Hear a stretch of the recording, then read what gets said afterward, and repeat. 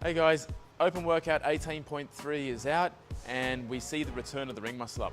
Here are a couple of key tips that might help you with the efficiency of doing ring muscle ups in this workout.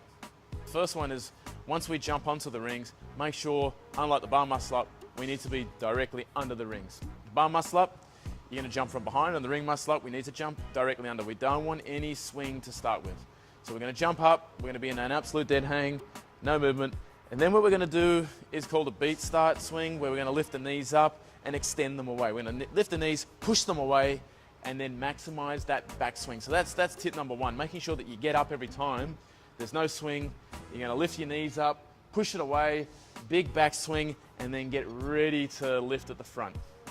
Number two is to make sure that we do what's called a timer, or we show before we go. So once we come to the front after the backswing, we're going to really start to get a bit of pressure on the rings, and we're going to make sure our feet don't go high to the front. So we want to come through at this 45-degree angle and then make sure the hips pop as we're pushing down on the rings to then transition over. So I'll call this a bit of a timer.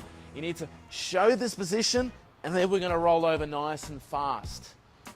Okay? Then it comes down to the transition. When we're transitioning, we need a catalyst, and that catalyst is using the hips. So we're going to come through from the backswing, come through at a 45-degree, pretend there's this imaginary stick in front of you that stops your feet going higher, the hips then come out, and then we push down and roll through.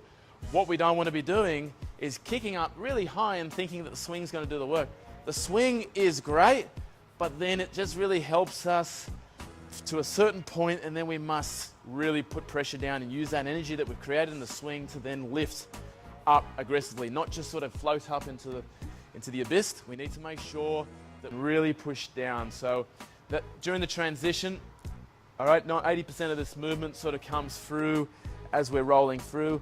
When we're doing that in that transition part, make sure that you don't bend your arms. Give yourself a chance by having a bit of push. It doesn't need a lot, but if you're just pulling in like a pull-up, you're not giving yourself a chance, and you're not going to get those wrists rolled over. That's comfortable in that false grip, you've got the flexibility and you can swing, and that's what you've been training, then so be it. But the best muscle ups for volume over time is just going to, and be able to maximize your backswing, is doing them in a normal grip and really making sure that swing gets high.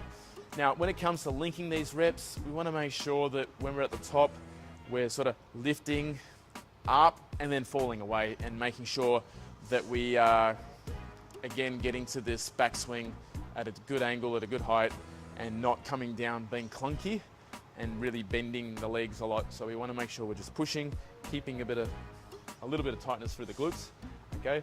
But making sure that we're efficient and smooth when we're transitioning, not just being clunky and falling to the ground.